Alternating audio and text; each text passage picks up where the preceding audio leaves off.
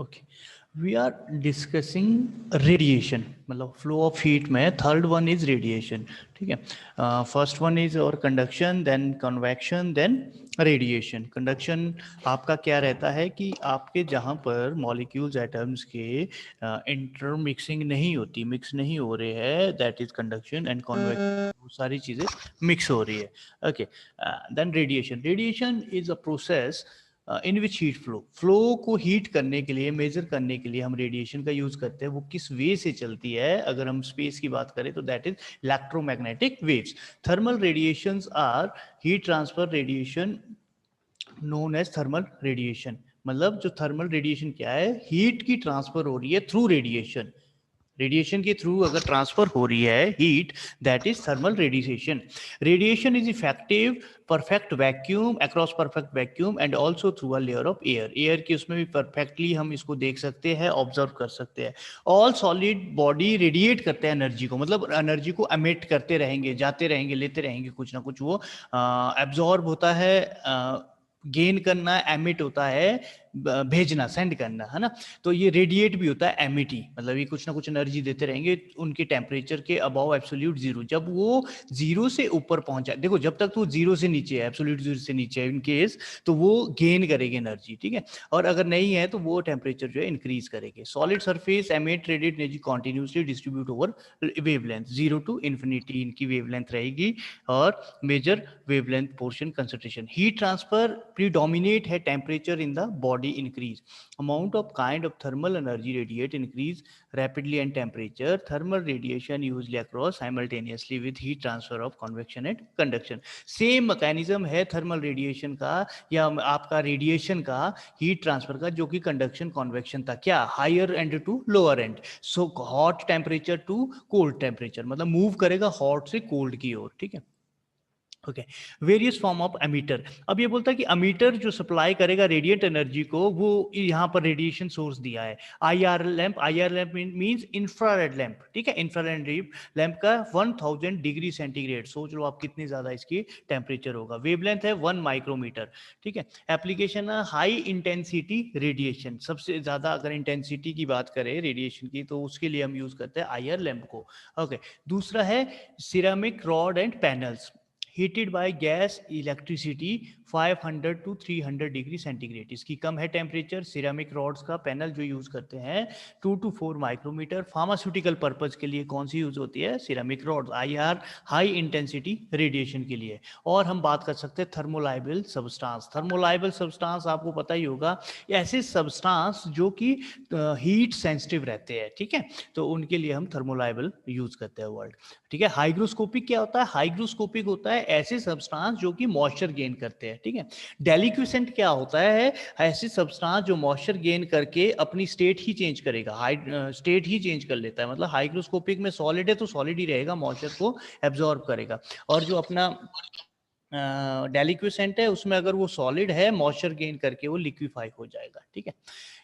Fundamental concept, concept same है energy का, कि वो एक ही, वो जो है लॉ को ओबे करता है. सेम लॉ कौन सा, कि ये स्ट्रेट लाइन में ओबे करेगा, ट्रेवल करेगा, और ये रिफ्लेक्ट करेगा सरफेस से. जहां पर इसको कोई भी सरफेस दिखेगा वहां से वो रिफ्लेक्ट करेगा. ठीक है, मतलब स्ट्रेट लाइन से ट्रेवल करता रहेगा, करता रहेगा. कहीं पर इसको कोई ऑब्जेक्ट दिखता है उस पर भी रिफ्लेक्ट करके वापिस आएगा, या आपको रिफ्लेक्शन होगी.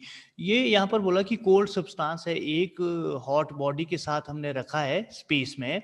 ठीक है, कोल्ड और हॉट बॉडी दोनों रखी है स्पेस में. Cold body intercept the radiation emitted by the hot body. अब ये क्या बोलता है कि कोल्ड बॉडी जो है एब्जॉर्ब करेगा रेडिएशन को, मींस हीट को एमिट करेगा. ठीक है, कहां से, हॉट बॉडी से. जो आपकी गर्म चीज है वहां से वो हॉटनेस गेन करेगा और अपनी कूलनेस वहां को देगा. ये मैंने कल भी समझाया था आपको. The fraction of radiation falling on the body may be reflected. अब देखो ये बोलता है कि रेडिएशन की फ्रैक्शन जो है आपकी बॉडी से रिफ्लेक्ट होगी. कहां से, हॉट से. ठीक है, क्यों, क्योंकि हॉट का काम तो मूव करना है. जैसे ही वो हॉट कोल्ड की ओर गया वहां पर वो रिफ्लेक्ट हो गया. ठीक है, इसको बोलते हैं रिफ्लेक्टिविटी. इसको बोलते हैं रिफ्लेक्टिविटी. पी से रो टाइप है ये, थोड़ा पी बोल दो यहाँ पर. रो तो वैसे डेंसिटी के लिए होता है ना, उसको ऑब्जॉर्व करने के लिए ये जो द फ्रैक्शन जो एब्जॉर्ब होगा, एब्जॉर्ब कौन करेगा, फ्रैक्शन जो एब्जॉर्ब होगा हीट को, कोल्ड, कूल्ड जो है, दैट इज एब्जॉर्बिटी. कूल ने क्या किया, हीट को एब्जॉर्ब किया, और हीट ने क्या किया, रिफ्लेक्ट किया कूल को। द रिफ्रैक्शन जो ट्रांसमिट होगा, वहां से ट्रांसमिट हो रहा है कूल की एंड को, that is transmittivity, that is tau. ठीक है, अल्फा रो टॉ, चलो रो ही बोल दिया मैंने, अल्फा रो टॉ, तीन अलग अलग कांस्टेंट है एब्जॉर्बिविटी के, रिफ्लेक्टिविटी के एंड ट्रांसमिटिविटी के। Absorbivity A, reflectivity tau, sorry rho, and transmittivity tau. तो इन तीनों का कॉम्बिनेशन जो है that is equal to 1, that is equal to 1। तो in practice reflected and transmitted radiation usually fall on other absorbative bodies. The absorbed radiation is transformed into heat.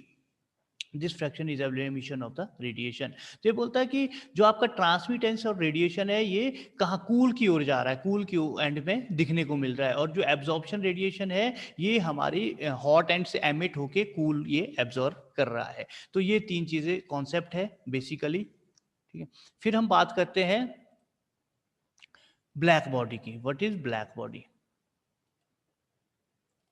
A solid body radiate energy at a temperature above it solid absolute zero. देखो मैं आपको अभी बोल रहा हूँ solid bodies energy को radiate करेगी या एनर्जी को एमिट करेगी किस टेम्परेचर पे, जब वो अपने टेम्परेचर एब्सोल्यूट जीरो के ऊपर वो पहुंच जाती है। अगर वो एब्सोल्यूट जीरो तक नहीं पहुंचती तो वो गेन करती रहेगी। ठीक है, तो वो जीरो जब उसने अचीव कर दिया एब्सोल्यूट जीरो, तो उससे ऊपर वो, उसके पास सफिशिएंट एनर्जी है तो वो देने की कोशिश करेगा। ठीक है, for the purpose heat transfer of theoretical substance is proposed to, okay, theoretical substance is proposed to designate as a black body। तो इसको हम बोलेंगे हीट ट्रांसफर जो कि इस सरफेस से प्रपोज्ड होगा ब्लैक बॉडी। अब देखो ब्लैक बॉडी की डेफिनेशन पढ़ो। Black body is defined as body that radiates maximum possible amount of energy at a given temperature. मतलब ब्लैक बॉडी एक ऐसी बॉडी है जो मैक्सिमम एनर्जी को या मैक्सिमम अमाउंट ऑफ एनर्जी को रेडिएट करेगा अपने से, मैक्सिमम जित ज्यादा से ज्यादा, मतलब रेडिएट मतलब एमिट करेगा, छोड़ेगा। तो ब्लैक बॉडी क्या हुई, मैक्सिमम एनर्जी को वो देगा। तो no physical substance is perfect black body, कोई भी physical substance perfect black body नहीं हो सकता। The black matter surface approaches the black body when visible light alone is considered. अब हम किसी भी सरफेस को तभी बोलेंगे ब्लैक बॉडी अगर वो एक ही लाइट को पास करेगा या एक ही लाइट को विजिबल देखेगा, रेज को एक ही होगा। बट एक्चुअल में प्रेजेंस क्या होती है, फिजिकल सब्सटेंस में एक ही लाइट नहीं होती या एक ही कलर नहीं होता, यहाँ पर मल्टीपल कलर्स यूज करते हैं। इसीलिए हम बोल सकते हैं कि कोई भी ब्लैक बॉडी आपकी कैसी है, परफेक्ट नहीं है। Okay, light colour substance divide widely from it, black surface better emit heat radiation than polish surface. यहाँ पर एक और चीज भी है, अगर हम इस सरफेस को पॉलिश कर देंगे तो वो एमिट नहीं कर पाएगा इतनी अच्छी सी एनर्जी। क्यों? क्योंकि वो जो कोटिंग है उसकी पॉलिश की, कुछ एक एनर्जी वहां भी वेस्ट होगी। ठीक है, इसीलिए हमें चाहिए सरफेस बिल्कुल black. Further black is nothing with the colour of body, similarly has nothing with the amount of energy radiates. ठीक है, ये काम ब्लैक का मतलब ये है कि मैक्सिमम एनर्जी आप अपने से वो क्या करे, रेडिएट करे। ठीक है, तो next, in theory black body considered to be enclosed space with a small negligible opening। ठीक है, the temperature is enclosed space should be constant uniform because uniform energy is escaping through a negligible, in practice convent black bodies carbon tube, both the ends are plugged with a small hole center of the one end, we viewed to through this the small hole inside enclosed space considered as a black body। Okay, देखो इसको मैं अपने वे से समझा लेता हूँ। हमने क्या किया कि एक कार्बन ट्यूब ली, कार्बन ट्यूब में और उसको स्पेस में एनक्लोज कर दिया, मतलब उसके बाहर एक और सा बॉक्स लगा दिया, और उस बॉक्स में हल्की छोटी सी जो स्पेसेस है, छोटे से जो होल है वो रख लिए, बिल्कुल स्मॉल होल। वो एक परफेक्ट एग्जाम्पल है हमारा ब्लैक बॉडी का। ठीक है, वो एक परफेक्ट एग्जाम्पल है ब्लैक बॉडी का। यहां पर एक ये याद रखना, आगे ये काम आना है, good absorber of heat is a good emitter too. अगर कोई एब्जॉर्बर अच्छा है तो वो एमिटर भी अच्छा है। कब? जब वो एब्सोल्यूट जीरो गेन कर लेगा। ठीक है। फॉर एग्जाम्पल चलो इसको एनर्जी को छोड़ के एक स्पंज ले लो, आपने घरों में देखा होगा स्पंज, है ना। स्पंज जैसे लिया तो आपने क्या किया कि उसने पानी गिर गया, वाटर गिर गया, तो आपने स्पंज फटाफट लिया और वहां पर उसने क्या किया कि एब्जॉर्ब कर दिया सारे वाटर को स्पंज ने, और जब उसको हम स्क्वीज करेंगे तो सारे का सारा पानी वो छोड़ भी देगा। तो that means good absorber is also a good emitter, it is a example. चलो इसमें तो नहीं आएगा ये एग्जाम्पल, ये मैंने आपको एक समझने के लिए बात की है। अब रेट ऑफ रेडिएशन कैसे काम करेंगे, इसके लिए सबसे इंपॉर्टेंट है स्टेफर्ड बोल्ट्जमैन लॉ। सबसे इंपॉर्टेंट है this one, Stefan Boltzmann law. What it say, Stefan Boltzmann law what say, it gives the total energy of radiation emitted by black body.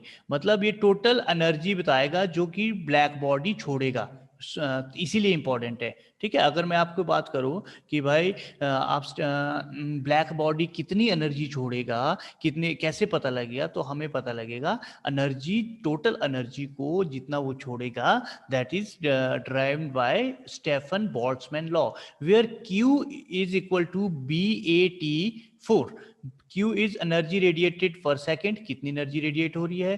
A is area out of radiating surface, कितनी surface से छोड़ रहा है, कौन कितना बड़ा area है। T is absolute temperature of the radiating surface, T आपका एब्सोल्यूट टेम्परेचर है।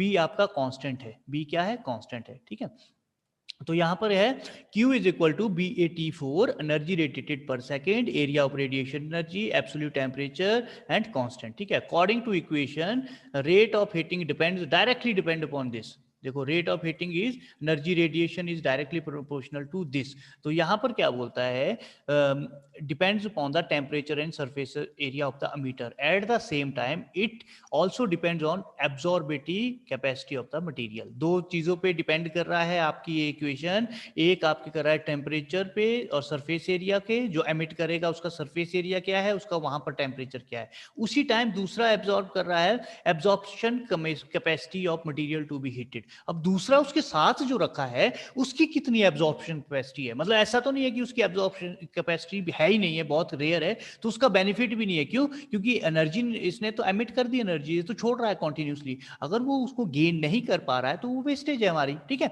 तो ये सारी चीजें इसने बताई। Black body value B is this, actual bodies do not radiated much as the black body. Black body के रिलेटेड एक्चुअल बॉडी कभी भी रेडिएट नहीं कर सकती, इसलिए क्योंकि हमने डेफिनेशन में ही पढ़ा था, ब्लैक बॉडी मैक्सिमम रेडिएशन को, पॉसिबल रेडिएशन को, एनर्जी को रेडिएट करती है। Q is equal to, modified किया था एक्चुअल बॉडी को, अब आ गया ये एक्चुअल बॉडी के लिए, ये है ब्लैक बॉडी के लिए। ठीक है, ब्लैक बॉडी के लिए। ठीक है, और ये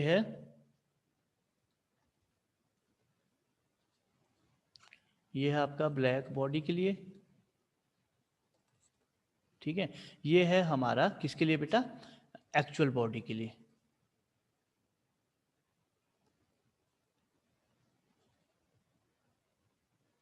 ठीक है, ओके।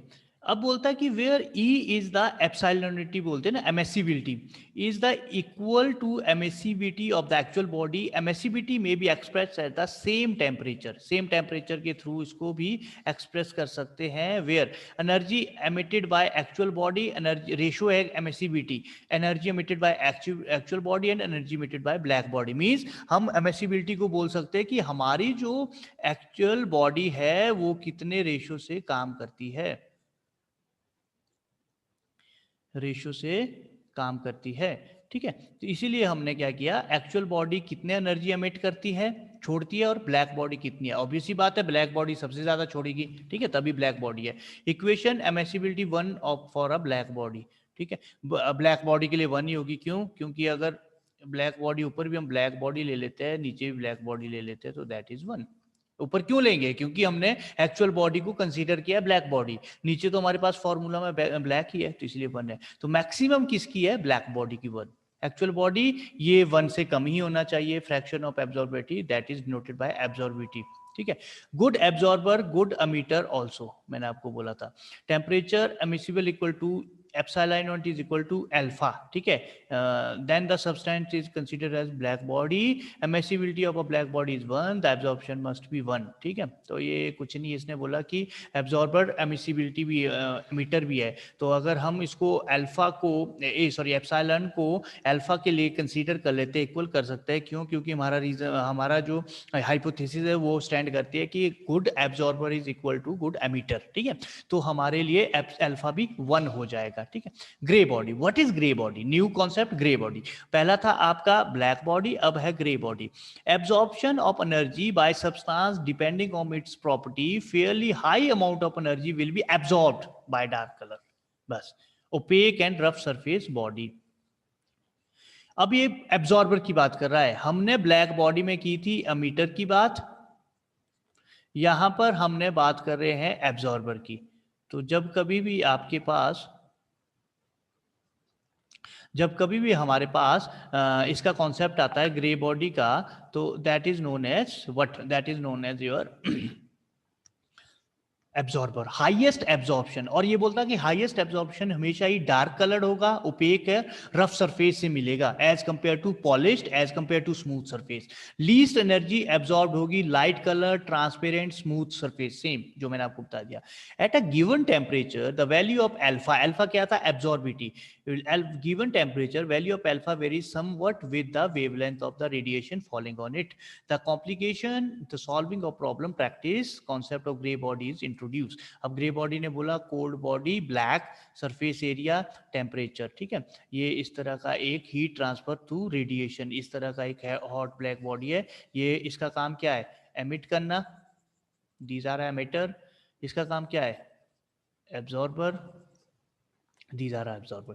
कोल्ड बॉडी, यहाँ से जो भी आपके पास हीट जाएगी वो कोल्ड बॉडी गेन करेगा, और जो कोल्ड बॉडी है वो कूलनेस, अपनी कूलनेस को हॉट बॉडी के लिए जाएगा और ये हीट देगा, ठीक है. ये है आपका. तो grey body defined at the that body whose absorptivity is constant at all wavelength of radiation at given temperature, ठीक है. तो ग्रे बॉडी यहाँ पर कॉन्सेप्ट क्या आया? According to definition, maximum absorption नहीं लिखनी है आपने, आपने लिखना ग्रे बॉडी क्या है? वो जिसकी एब्जॉर्बिविटी कांस्टेंट है all wavelength of the radiation at given temperature. एक टेम्परेचर पे जो आपको टेम्परेचर दिया है, आपको दिया है 100 डिग्री, तो इसकी एब्जॉर्प्शन पावर कांस्टेंट है. आप जितनी मर्जी वेवलेंथ बढ़ा दो, जितनी मर्जी वेवलेंथ बढ़ा दो, मैं यहाँ टेम्परेचर नहीं बोल रहा, अगर ये 200 कर दूंगा मैं टेम्परेचर, तो इसकी चेंज हो जाएगी 200 में, ये चेंज हो जाएगा, ठीक है. मैं यहाँ बात कर रहा हूं आपकी एक वेवलेंथ की. वेवलेंथ का ग्रे बॉडी में कोई भी वेरिएशन नहीं है अगर टेम्परेचर को हम चेंज ना करें, ठीक है. तो सरफेस एरिया ए टेम्परेचर का surrounding hot black body temperature का is the Stefan law, this one, temperature difference. बाकी सेम है, टेम्परेचर का डिफरेंस आ गया T1 and T4 grey body के लिए, वहां पर टेम्परेचर डिफरेंस नहीं था. That is the cooler body also. क्यों? टेम्परेचर क्या है? T1 क्या है? T1 है आपका हॉट, हॉट का टेम्परेचर ज्यादा है, ठीक है. T2 क्या है? कूल. तो इन दोनों का डिफरेंस टेम्परेचर का, दैट इज ग्रे बॉडी. अगर हम इस टेम्परेचर डिफरेंस नहीं देखते, सिंपली यहां पर Q is equal to BAT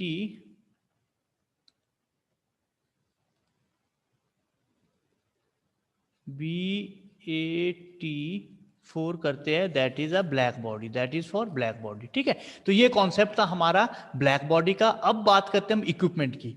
most important equipment, heat interchanger and heat exchanger, ठीक है. डेफिनेशन वाइज दोनों ही सेम है, टू बी फ्रैंक. इंटरचेंजर भी वही है, एक्सचेंजर भी वही है ना.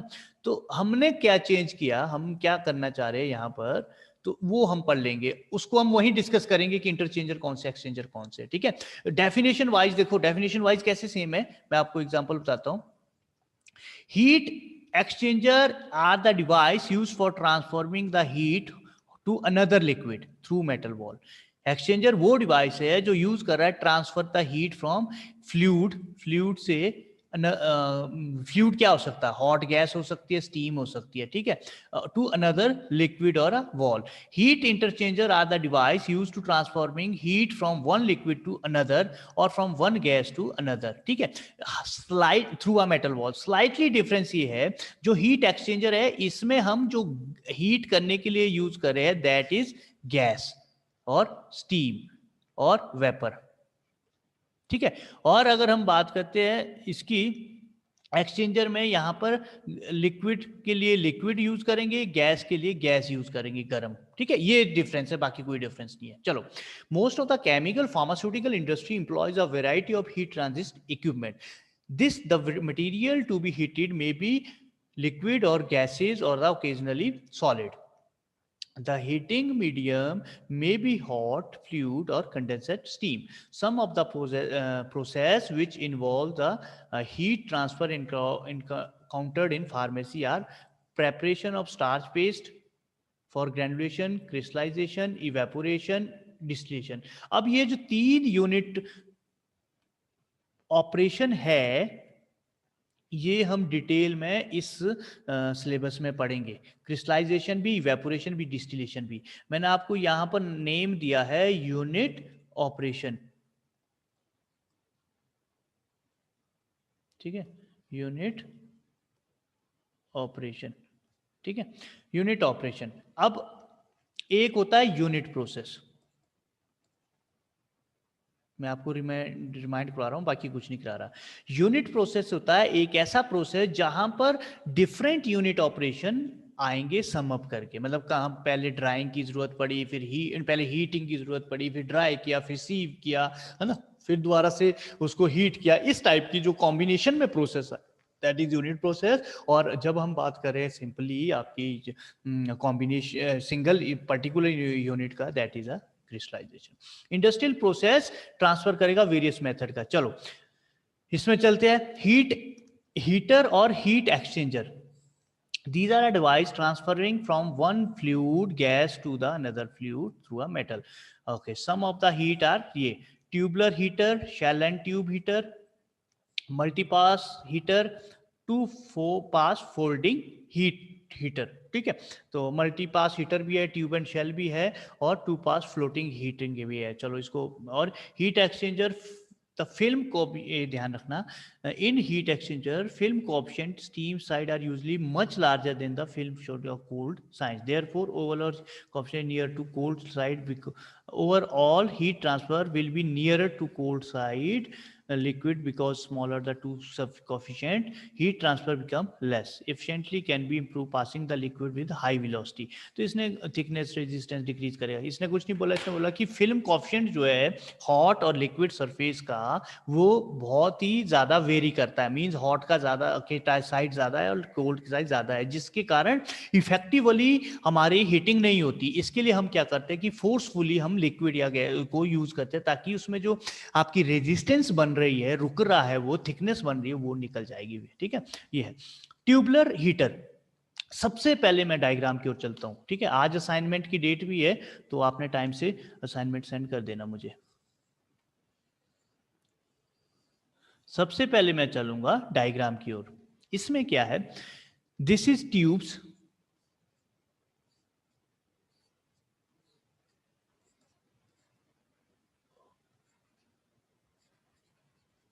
This is shells. ये पूरे का पूरा जो कंटेनर है दिस इज शेल. अब यहां पर अगर हम देखें क्या है, दो डिस्ट्रीब्यूशन चैम्बर है D1 D2, ठीक है बेटा, डिस्ट्रीब्यूशन चैम्बर है. Steam inlet, steam, vapour, gas, hot liquid, ये कहीं भी आएगा. देखो steam, vapour, gas and hot liquid, ये कहीं भी आएगा. इसका सिर्फ और सिर्फ काम है गर्म करने का, हीट करने का. किसको? लिक्विड को. कौन सी लिक्विड को? जो हमारा सैंपल है, ठीक है.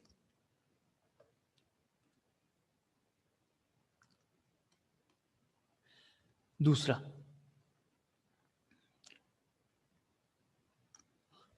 स्टीम इनलेट आएगी इक्वली यहां से नीचे की ओर, ठीक है. और ये कंडेंसेंट होके बाहर भी निकल जाएगी। अब देखो बेसिकली अगर स्टीम है ना, स्टीम जब यहाँ तो हॉट रहेगी, जब नीचे की ओर आएगी तो वो अपना लिक्विड जो है अपनी जो हीटनेस ट्रांसफर करेगा, उसके लिए अपनी ट्रांसफर करेगा हीट जो है नीचे की ओर। तो इसमें क्या होगा, इसमें हमारा ट्रांसफर करेगा तो ये खुद धीरे धीरे कूल हो जाएगा, खुद क्या हो जाएगा, कूल।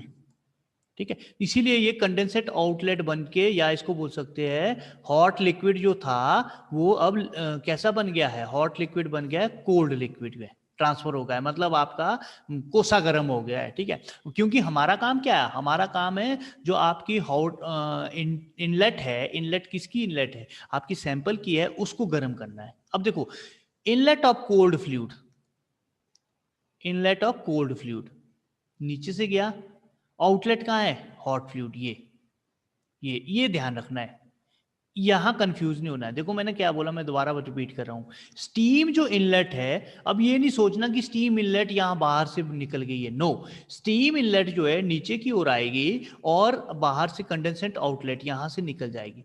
इनलेट कोल्ड उसके ऑपोजिट डायरेक्शन से आएगा, ऑपोजिट डायरेक्शन से आएगा, तो आप यहां से इसको, ये हॉट लिक्विड बाहर निकलेगा। अब क्वेश्चन राइजेस, ये पैरेलल है हीट की काउंटर काउंटर करंट है,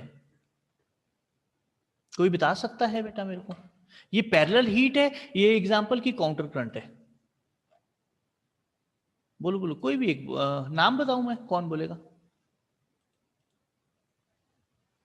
नीलेश्वर आप बताओ किस टाइप की है, जो भी एक फटाफट बताओ कि टाइम ज्यादा नहीं लेंगे हम यहाँ पर। पैरेलल। पैरेलल कैसे बेटा,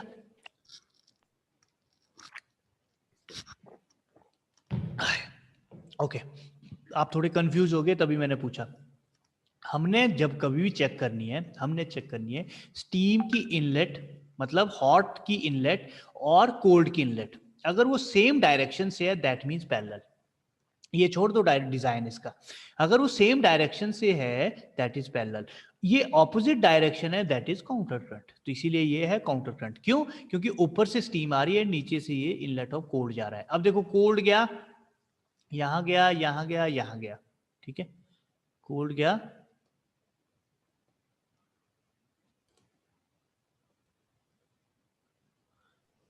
यहां गया, यहां गया, यहां गया, यहां गया, ऐसे ऐसे कोल्ड ने मूव किया। ठीक है, स्टीम कहां गई, स्टीम आपकी इसमें जो ये शेल है ना, इसमें गई और आपका गर्म कर दिया। मतलब आपके जो शेल है, शेल ने आप गर्म करना है, शेल का काम है हीट करना स्टीम के थ्रू, सॉरी शेल नहीं, ट्यूब का, ट्यूब का काम है हीटिंग। ठीक है, और शेल कॉन्टिन्यूसली हीट होगा वाटर को, तो इसीलिए हमने यहाँ पर कुछ एक रखे हुए हैं, जैसे आपका वेंट है, वेंट है गैसेस के लिए, नॉन कंडेंसेंट जो वेपर है, जो कंडेंसेंट नहीं हुए उसको वेंट के थ्रू निकालेंगे। ठीक है, स्टीम इनलेट एफ से आ रही है, कासिंग इसकी जो आउटर कवर, कासिंग कहीं भी आएगा, Kasing means outer covering, Kasing means outer covering, Kasing means outer covering. ठीक है, okay, side cover, side cover, distribution chamber means दो डिस्ट्रीब्यूशन चैम्बर, यहां भी। ठीक है, और आपका ट्यूब्स मैंने आपको बता दिया, साइड कवर बता दिया। अब देखते हैं ये क्या बोलता है, shell and tube heater is simplest form of the tubular heater, it is single pass tubular heater, the construction of simple tuber यहाँ पर शो किया गया है, जहां पर जो है एक्सपेंडेड टू ट्यूब्स में B1 B2 में एक्सपेंड किया गया है, that is B2 that is B1। ठीक है, दो ट्यूबें लगी है, इसके कहने का मतलब है, और बंडल ऑफ ट्यूब्स एनक्लोज्ड होगा इसमें B1 B2 में। ठीक है, आयरन की बनी है, two distribution chamber D1 D tube है। ठीक है, कास्टिंग C1 है, कैसिंग, और distribution chamber D2 heated fluid out the distribution chamber D1। अब यहाँ D2 से D1 की ओर, D1 से D2 की ओर चलता रहेगा ये। ठीक है, फ्रॉम द, ठीक है, E1 and E2 are the cover, दो कवर है, F is the provision made for the escape of non constant vapour K, है ना, और स्टीम और वेपर इंट्रोड्यूस होएगा कहाँ से, F से। ठीक है, drain at the G। working. Steam, other vapor introduced through the connection, F is space surrounding to the tube, flows to the tube into the drain of the tube. ये मैं आपको ऐसे समझा लेता हूँ, कुछ नहीं किया, स्टीम इनलेट यहाँ से नीचे की ओर आए, इनलेट को और इनलेट ऑफ कोल्ड वाटर यहाँ से गया, और धीरे धीरे ये सरफेस में आएगा, स्टीम के वो ट्यूब्स गर्म होगी, जैसे स्टीम उसमें चलेगी। ट्यूब के गर्म होने से क्या होगा कि जो हमारा ये है कोल्ड फ्लूइड है ये गर्म हो जाएगा, ठीक है। कंडक्शन और कन्वेक्शन दोनों मैकेनिज्म है। कंडक्शन का काम है ट्यूब्स को गर्म करना, दैट इज कंडक्शन प्रोसेस, और आपके कंडक्शन के थ्रू हमारी जो लिक्विड है उसको गर्म होना, दैट इज कन्वेक्शन, ठीक है। ये इसका मैकेनिज्म है, ये इसका प्रिंसिपल है। Advantages, single tube heater, large heating surface can be packed small volume में यूज कर सकते हैं। डिसएडवांटेज, वेलोसिटी जो है फ्लूइड फ्लोइंग की कम होती है, वेलोसिटी इसमें कम होती है सिंगल में, ठीक है।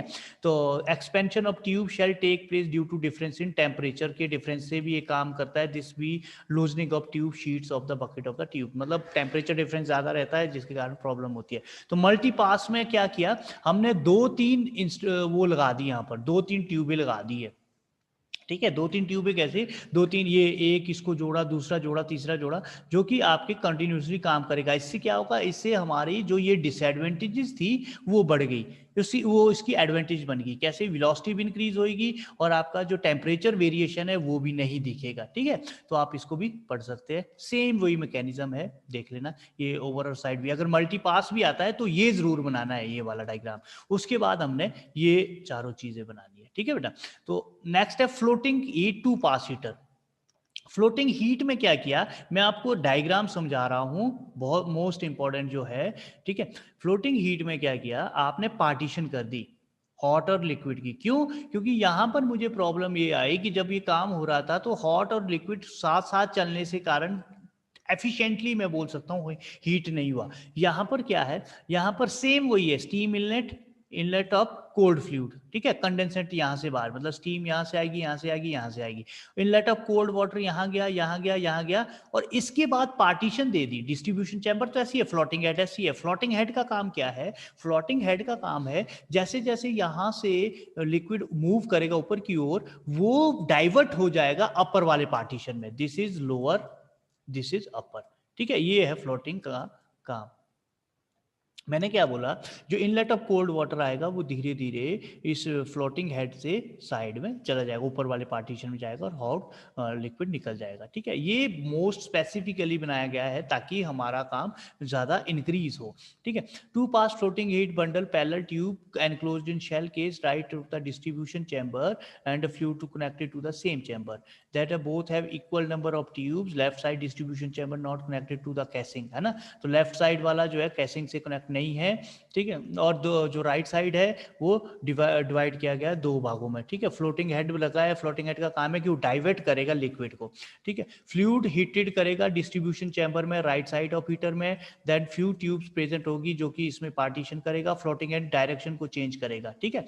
नेक्स्ट पार्ट है partition of the right side, therefore flow twice through the tubes, दो बार घूमेगा इसमें ऐसे ऐसे करके, जिसके कारण ज्यादा टाइम मिलेगा। ये इंपॉर्टेंट है, यहाँ पर दो बार घूमेगा जिसके कारण ज्यादा टाइम मिलेगा उसको किसके साथ अटैच करने के साथ, हमारे फ्लोटिंग ट्यूब्स को कंडक्शन में, जिसके कारण एफिशिएंट हीटिंग होगी। एडवांटेज जो है, heat exchanger shell may be expanded different temperature, similarly process of the losing of the sheet bucket through the this heat interchanger। heat interchanger device है जो heat करेगा लिक्विड टू अनदर दिस, इसमें आते हैं दो, आपका लिक्विड लिक्विड इंटरचेंजर, डबल पाइप इंटरचेंजर, दोनों ही important है और दोनों का ही वर्किंग बहुत इजी सी है। हमने इक्विपमेंट समझना है, हमने इक्विपमेंट की वर्किंग समझनी है, बाकी सारा अपने हिसाब से लिख लो।